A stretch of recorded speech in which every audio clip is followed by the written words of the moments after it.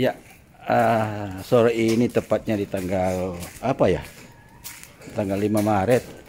Saya habis kontak-kontakan dengan teman saya, kolektor barang-barang antik, barang-barang tua vintage atau heritage ya.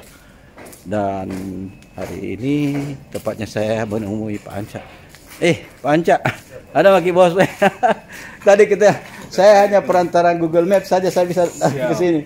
Iya. Selamat datang Pak Arwan di BTP. Iya, ini Pak Anca ini. Lama kurindukan datang ke sini Pak Anca, tapi memang Tuhan mengatakan buah itu akan masak pada waktu ini. Hari ini masak. Aduh, luar biasa. Woi, ini rumah tadi. Wih, mau lihat teman-teman, apa terjadi dengan rumah ini? Ini kalau kita lihat bentuk asalnya, pasti jauh berbeda dengan sekarang ini. Sengaja dituakan Pak Anca deh. Siap, sengaja dituakan. Nah, kalau kita mau melihat Pak Anca, bisa kita masuk melirik depannya Pak, di rumah tak. Depannya saya begini, ini koleksi apa sampai piring antik dipasang-pasang begini Pak. Sing ini. Hah? Dinasti Sing. Dinasti Sing nih. Wis. Ada Ini gentong. menggunakan semua pintu-pintu tua, bekas tiang rumah. Jadi ibaratnya nih beliau aslinya pemulung ini. Kalau dapat kayak payabo. Saya kira tidak ada bangunan tua yang di apa namanya di Makassar lolos dari pengintaiannya. Ini pispot zaman dulu nih. Pispot. Jadi kalau dulu rumah loteng tidak ada WC-nya di situ, pipis di situ, besok baru dibuang. Begitu Pak Anca. Ini Pak, simbol apa media sosial di zaman dulu. Ini kode untuk orang dengan bahayalah gentungan di ya, pertolongan kah atau apa toh? Ini apa namanya sih? Bentungan. Kentongan orang-orang masyarakat Jawa. Wih, kalau saya melihat ini apa lagi nih? Disambut dengan apa? Penyongkolang orang bilang. Penyongkolang ini namanya. Ya, berarti di bawah itu tempat pengukusan ya? Betul. Ada jaring-jaring di bawah. Wih. Gimana kesendapan saya belum pernah lihat ini. Nah, ya syukurlah teman-teman. Celebes Vintage Gallery. Yang menonton ini pasti akan beruntung sekali karena melihat benda-benda antik yang puluhan tahun, ratusan tahun bahkan terawat dengan baik. Pak Anca, selama ini saya lihat rumah tak hanya melalui foto saja, tapi saya terperanjat lihat ini. Nih. Sing Hiap Ju Kong Si. Ini papan nama perkumpulan. Bisa cerita di mana kita dapat ini Pak? Ini saya dapat di Jalan Veteran ini. Sempat jadikan penutup got. Penutup got. Terus? Menurut cerita cicitnya ini punya angkongnya di Jalan Nusantara dulu. Jadi semacam toko yang besar gitu, ada perkumpulan toko gitu. Oh ini kalau lihat ini pasti nih dibikinnya bukan di Indonesia nih, pasti datang dari sana nih. Dari Tiongkok langsung ya. Ini papan ini Bapak Bos. Oh, tanpa sambungan. Jadi kita bisa bayangkan kayu-kayu sekarang ini selebar begini. Sudah dapat. Tidak dapat. Barangkali kalau pohonnya berdiri dalam keadaan seperti ini, kita berpelukan 3-4 orang baru kita dapat Kipadi. Betul. Luar biasa. Nih. Iri kayak ini Pak. Selama ini ku berontongi barangku, tapi ini saya jadi kecil. Iya Pak. Jadi kecil betul nih. Wais. Buku-buku tua semua situ. Ini kalau beliau ini simpan dalam satu gedung ini jadi ini Pak. Jadi pantas sih kita tertawa itu museum-museum lain yang ada di situ. Karena kita lihat termasuk tua Pak Bos, ini meriam yang dijadikan nisan kuburan. Wes. Jadi ini sempat dijadikan nisan kuburan ratusan tahun terus dibongkar. Makanya banyak rusak tertanam di tanah. Waktu kita ambil ini barang, tidak tabik-tabik juga. Tabik-tabik karena ada pemiliknya. Iya pasti. Tapi syukur tidak pernah muncul. Ya. Nah teman, kita lihat ini bagaimana nih barangnya nih. Ayo coba lihat nih. Nggak tahu lah ada semua ini.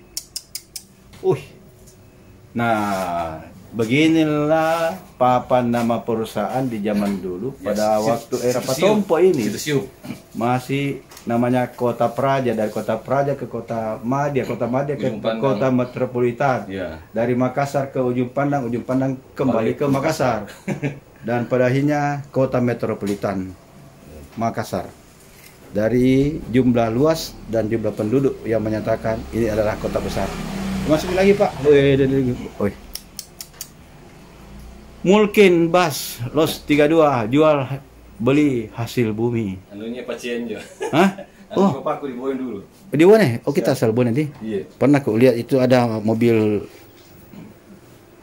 jenazah. Iya, mobil jenazah. Masih ada gitu, Bos. Cuma Oh, iya. Nah, ini meriam seperti ini yang di display di museum Makassar. Oh. Cuma saya tidak punya tempat terpasang. Dari mana kita dapat ini, Pak? Ini di Patiman Timban di Rapokaling, Bos. Oh, iya. Rajin tadi. Bayangkan teman-teman, barang-barang begini jatuh di petimbang-petimbang. Dua langsung sudah, Bos. Ini satu belakang. Oh, iya.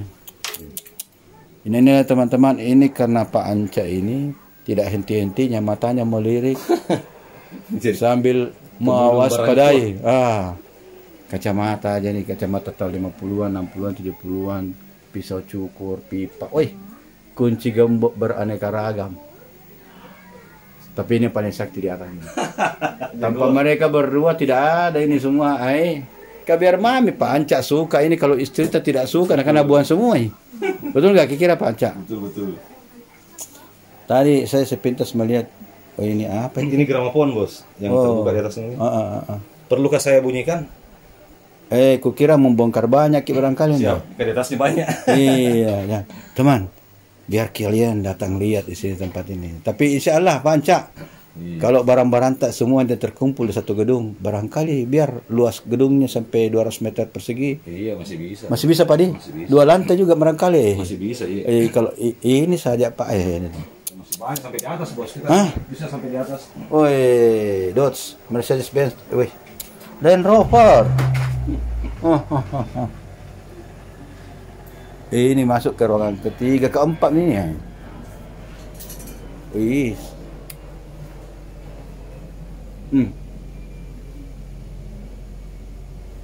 Banyaknya jam tadi? Ada 24. Ini barang-barang langka, tetapi kolektornya juga langka. Ini aku lihat dulu Pak, ada gramofon kok seperti ini dulu. Tapi entahlah di mana sekarang. Nah ini beginilah kondisi alat pemotret dulu. Untuk studio nih. Untuk studio. Iya. Sekarang sudah canggih pakai HP saja, sudah selesai. Terjawab sudah. Lemari aja. Kaleng-kaleng tua semua ini. Ini mau diajak ke atas ini Pak Anca. Siap. Ini Makassar koran di bawah. Nah, tangga berputar. Ini Makassar. Ini Makassar koran. Pak, cerita ini dulu kan koran pertama di Makassar ya Pak ya? Itu Makassar koran 1910. Bisa bayangkan 1910 berarti sudah 120 tahun ya. Iya, saksi sejarah ini, saksi hidup. Gagah mentongnya anak tahu.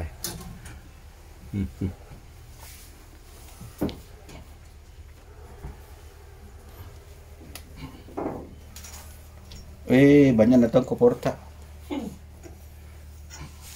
Radio tak terbilang. Iya, kalau udah tahun banyak sekali. Ini juga termasuk artefak untuk Tionghoa ini, Bos. Ini kayak apa? Kayak marching band di era 1920 mirip orang-orang Tionghoa. Dulu kok ingat saya waktu kecil, Pak, ada perkumpulan namanya Ho Ingga Hoe. Itu perkumpulan suka berlatih di Jalan Lombok. Nah, ini alatnya. Ini alatnya. Yang sebelah kanan itu. Bapaknya dokter dokter Kunar Abadi. Bapaknya di Jalan Lombok. Ini alatnya, Pak. Wis. Dengan benderanya ini. Kebetulan kemarin kalau ada acara di Kelenteng pasti dia isi di pelapornya ini. Beginilah orang rajin. Nah, ini kalau kamera yang jumbo ini, Pak. Kalau Anda tidak rajin, tak mungkinlah Anda dapatkan koleksi begini banyak. Motor naik di loteng, sepeda digantung di tembok. Tapi ada mesin cuci di sana yang bagus.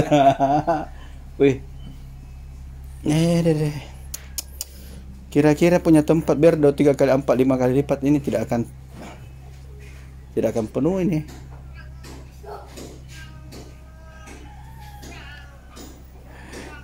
teman, ini Nyonya Miner yang paling kuat. Berdiri sejak tahun, ada kan ceritanya? Tidak pernah duduk, kasihan. Nyonya Miner. Oke. Barangkali Panca ngomong sedikit, apa yang membuat Pak Anca ini tertarik mengumpulkan barang-barang begini, Pak Anca? Apa nih? Sebenarnya apa ya? Lebih kepada menghargai artefak-artefak kota Makassar. Kalau tidak ada yang seperti kita ini, anak-anak ke depan mau kita mau ceritakan apa? Cuma cerita kan tidak mungkin. Betul. Harus ada bukti kita perlihatkan ke mereka bahwa dulu Makassar itu kota dunia, bukan kota biasa-biasa. Maksudnya bukan seperti tagline-nya pemerintah Makassar menuju kota dunia, padahal dari dulu tuh Makassar sudah ada kota dunia. Jadi kan artefak ini. Betul. Jadi bukan Makassar kini baru ada menuju kota dunia. Dari dulu memang sudah kota dunia nya. Dibuktikan begini barang-barang begini nih. Ya, ini semua dari Eropa. Dari mana kita bisa dapat kalau bukan dunia ini? Betul. Nah, terus Pak Anca, apa yang membuat Bapak tertarik? Ini juga nih kamera film nih, proyektor roll film masa lalu. Ini anehnya bagus. Proyektornya untuk bioskop nih. Keren. Ada banyak ada sempuata. Inilah proyektor bioskop pada zamannya. Ya. Nah, Panca, lanjut ke cerita Panca. Jadi kemudian pada waktu itu mulai sejak kapan mulai mengumpulkan satu demi satu? Saya mulai itu tahun 2007-2008. Jadi mencari hobi yang bermanfaat, minimal untuk edukasi. Kan dalam Islam itu edukasi itu amal, kalau orang sampai kapanpun orang pakai ilmunya itu menjadi amal buat kita. Kedua juga amal yang tidak habis. Betul. Amal yang tidak akan pernah putus ketika orang menggunakan ilmu terus. Yang kedua sebenarnya ini hobi investasi sih. Selain jual beli, penyewaan juga itu ada. Siapa yang akan Bapak tinggalkan barang-barang begini? Kalau besok lusa Tuhan memanggil kita untuk menghadap, dia bilang selesai tugasmu jadi pemulung. Tapi saya yakin pasti Tuhan menunjukkan siapa yang akan melanjutkan. Insya Allah kepada anak istri akan dilanjutkan dengan hal yang seperti ini. Ya, nah ini kelebihannya. Beliau ini kebetulan dikorenai keluarga yang bagus, yang sama sependapat, sama tes. Nah kalau tidak sama tes, barangkali dia bilang istrinya, apalagi kau bawa pulang. Bawa pergi, kan begitu kira-kira kan? Untuk istri mendukung. Istri mendukung, itulah kelebihannya barangkali. Aduh. Karena beliau tidak habis-habisnya, ada lagi dikumpulkan. Ini sundap Pak ya, sundap. Ini sundap tahun 61. Ini BPKB-nya alamat Jalan Pasar Terong. Ini Makassar. Jadi untuk sepeda mudah belajar jalan, belajar bersepeda, sampai sepeda besar ini ada lengkap ini kalau alat transportasinya. Ya. Jadi kaulah muda. Mungkin Anda tidak pernah mengingatkan bahwa ada tempat belajar berjalan begini. Sambil mainannya cuman ini kodongnya. Kayu-kayu. Sekarang kan banyak mainan. Toh? Nah, jadi pasarnya begini, ini dulu baru ini. Baru naik lagi tingkat, naik tingkat terus. Turun lagi sepeda motor. Wis. Ada fase-fase waktunya. Sampai kapan kini berhenti Pak mencari? Insya Allah sampai akhir hayat tetap mencari barang-barang. Sayang dilewatkan yang seperti ini Pak. Sangat nanti menjadi cerita Ji. Iya. Barang tak habis ke Jawa. Masa anak cucu nanti lihat cerita saja. Iya. Terus ditanya di mana kita dapat ini Om? Di Makassar. Sayangnya nih. Satu kebanggaan saya, 99% barang yang saya koleksi itu barang lokal Makassar. Jadi barang kita dapatkan walaupun itu barang dari luar, tetapi asal di Makassar didapatkan. Betul. Iya. Berarti ini meja ada historinya. Ini seperti meja karambole ini. Betul Bos. Tapi ini teknik karambolnya beda yang. Ya, aku ingin pakai tusuk ini. Ini itu. Nah. Ada lengkap tripodnya, sama alat ada tripodnya, sodoknya dengan kayu-kayunya tuh, kayak itulah. Terus juga kan kayunya. Kayak gini nih kayunya nih. Tuh, tapi dia agak cembung, betul. Jadi tertekuk ke dalam dia tuh. Jadi pinggirannya saja yang muncul, tidak tahu. Lalu Panca, kan mula kita berkenalan itu di tempatnya di mana? Pak Fendi. Pak Fendi. Betul. Waktu itu Pak Fendi tentu kita bilang ada pendatang baru. Iya. Beliau memang orang termasuk orang gigi juga dalam berburu. Dan sampai detik ini juga masih mencari sih. Cuma mungkin lagi istirahat sedikit. Dan katanya kedepannya masih mau berburu. Justru saya salutnya sama Parwan, karena Parwan memang identitas galerinya itu berkarakter. Berkarakternya Ya, tidak sama orang-orang lain. Punya koleksi tapi tidak punya karakter. Nah, kalau Parwan sendiri kan karakteristiknya itu tentang Tionghoa misalnya. Jadi kalau ada kedokteran ambil spesialis, saya ambil super spesialis. Betul. Terima kasih pujiannya. Dan mungkin bagusnya saya memang fokus ke situ saja Pak nih. Betul, lebih. Ya. Kalau saya Pak lebih kepada sejarah kota. Ya. Itu karakteristikku. Ya. Kita Tionghoanya enak diangkat. Betul. Maksudnya harus punya karakter. Jadi kalau koleksi saya bergandeng dengan koleksinya Bapak, koleksinya teman Pak Effendi dan beberapa lainnya, jadilah itu Museum Kota Makassar. Jadi sekali. Tidak seperti sekarang ya. Iya. Jadi sekali. Memang beberapa tahun lalu kita pernah ditawari Pak ya supaya kita mengisi, tapi barangkali waktu itu juga seperti saya ceritakan tadi waktu saya datang bahwa itu buah belum masak pada waktunya.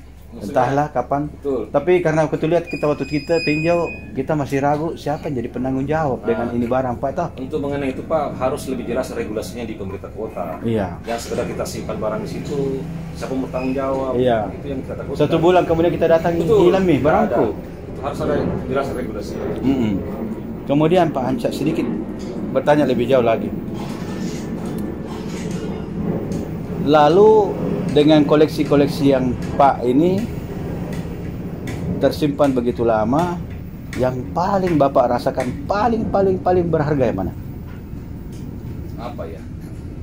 Koleksi berharga karena sulit ditemukan atau bisa juga karena kecintanya, saya lebih suka barang itu.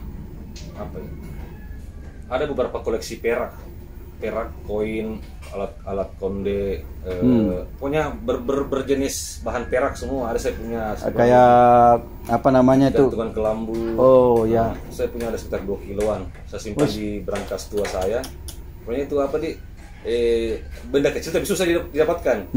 Karena memang jumlahnya sedikit karena dulunya benda-benda seperti itu cuma orang-orang yang kaya raya yang punya. Iya. Enggak semua. Ini pemulung.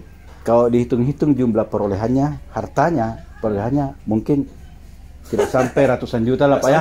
Ya. Tetapi nilai vintage-nya itu bakal miliaran barangkali Pak ya. Bisa jadi. Cari kok. Kalau kau dapat seperti itu ambek. Betul. Tapi kan tidak mungkin lagi didapat barang begini. Betul. Yang saya rasakan Pak di tempat saya, karena di hotel saya taruh beberapa barang tua yang tidak setua ini. Sebagian kawan-kawan atau pengunjung hotel kami kalau melihat itu langsung dia, ku ingat opaku, ku ingat kakekku, nenekku di situ. Kan? Nah, ku pikir rupanya barang-barang yang kita simpan ini punya makna karena itu mengingatkan kepada leluhurnya juga. Betul. Jadi dengan kata lain seperti katakan, ya kalau ada amal sedikit itu ya mungkin setidaknya dia mengingatkan toh, begitu Pak kan? Dan perlu juga kita tahu banyak koleksi radio saya ternyata dari siapa? Dari Mertuata, Hospital Radio. Pernah satu waktu dia bilang mau ku bongkar rumah ini. Ya. Dia bilang bongkar mau kok. Tapi dalam hatiku, ada deh, saya bukan pemain di itu, tapi ku tahu banyak sekali barangnya memang. Mungkin 20-30 ada radio di sini. Wih, banyak sekali Pak. 2 truk. Wis. 2 truk. Itu kejadian Januari 2014. Saya singgah berteduh karena hujan. Itu rumah mau dibongkar. Sampai subuh saya bongkar itu barang. Ada hampir 2 truk, namun yang sampai cuma 1 truk. Itu radio tabung ada sekitar 60 biji. Ya. Nah pemirsa, yang saya mau kasih tahu barang-barang ini mungkin kalian kalau sudah menonton satu film-film yang bernuansa tempo dulu, barang-barang ini sering dipinjam, dipakaikan Pak ya. Seperti ini, nih. Ya, ini. Film. Ya, saya sendiri bersama Pak Ancak dan kawan-kawan sempat membuat film Atira aja. Ya, betul. Sebelumnya itu adalah Atira. Dan dari tempat syuting saya mengenal beberapa kawan yang memang kolektor. Dan itu yang membuat kebersamaan kita, kecintaan kita ke barang yang sama, membuat kita menjadi satu di dalam kecintaan itu. Inilah hasil kerja daripada seorang Ancak. Pak Ancak sendiri kan juga mengajar ya? Siap. Iya. Mengajar di mana Pak Ancak? Saya dosen di perguruan tinggi swasta di Makassar, LPI namanya. Namun di samping itu saya punya sampingan ya punya galeri mini seperti ini. Apa yang menjadi kebanggaan kalau ada yang datang bertamu Pak? melihat Bapak menceritakan sejarah kota Makassar. Itu yang membuat saya bangga. Bahwa Makassar itu sama halnya dengan Batavia, Jakarta, Semarang. Apa sih bedanya? Nah itu kebanggaan saya, menceritakan tentang kebesaran Makassar di masa lampau. Bahwa Makassar itu di era kolonial itu adalah kota dunia. Bukan kota ece-ece ya, kota dunia ini. Jadi dengar itu pesannya dia tuh. Makassar tempo dulu sudah kota dunia. Bukan sekarang. Bukan sekarang. Sekarang baru mau menuju ya. Iya. Jadi bukan kota ece-ece, bukan kota kaleng-kaleng. Ini dibuktikan dengan barang-barang yang tersimpan puluhan tahun, ratusan tahun, bahwa kita sudah mengenali peradaban seperti ini pada waktunya. Betul. Demikian sahabat Kareba, jumpa di lain kesempatan. Saya Anca dan Arwan pamit undur diri. Mudah-mudahan kita ketemu di waktu akan datang, seri akan datang untuk sesuatu materi yang lain. Jampi Wiwa.